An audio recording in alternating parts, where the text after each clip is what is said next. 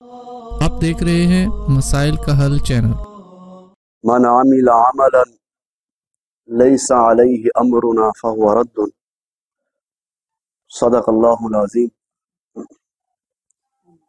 پیغمبر کائنات جناب محمد الرسول اللہ صلی اللہ علیہ وسلم فرماتے ہیں کہ کسی بندے نے ایسا عمل کیا، من عمل عملا، کوئی بھی عمل ہے، اور اس عمل پر ہماری مہر نہیں لگی ہوئی، لیس علیہ امرنا، ہم نے اس عمل کا حکم نہیں دیا، فہو رد، اس کا وہ عمل ضائع ہے، رد ہے، چاہے ہم اس کو جتنا مرضی بڑا کر کے پیش کریں۔ رجب کے مہینے کے اندر کافی سارے خرافات کیے جاتے ہیں، اور عمرہ کے حوالے سے کچھ لوگ یہ سمجھتے ہیں کہ یہ اس مہینے کے اندر عمرہ کرنا بھی فضیلت کے حوالے سے ہے۔ نبی علیہ الصلاۃ والسلام نے اپنی زندگی کے اندر کتنے عمرے کیے؟ 4 عمرے کیے، اور کوئی عمرہ بھی آپ نے رجب کے اندر نہیں کیا۔ 3 عمرے آپ نے ذوالقعدہ کے اندر کیے، اور 1 عمرہ آپ نے حج کے ساتھ ذوالحجہ کے مہینے میں کیا۔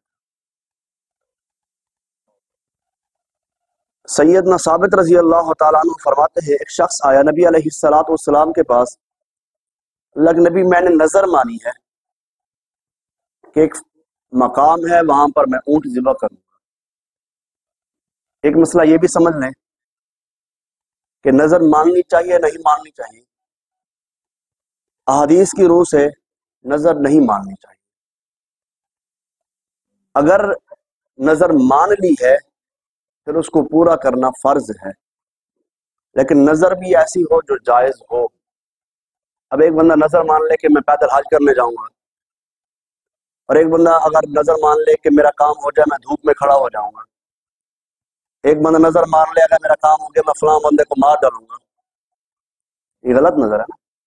یہ ایسی نظر ہے جو شریعت میں حرام ہے۔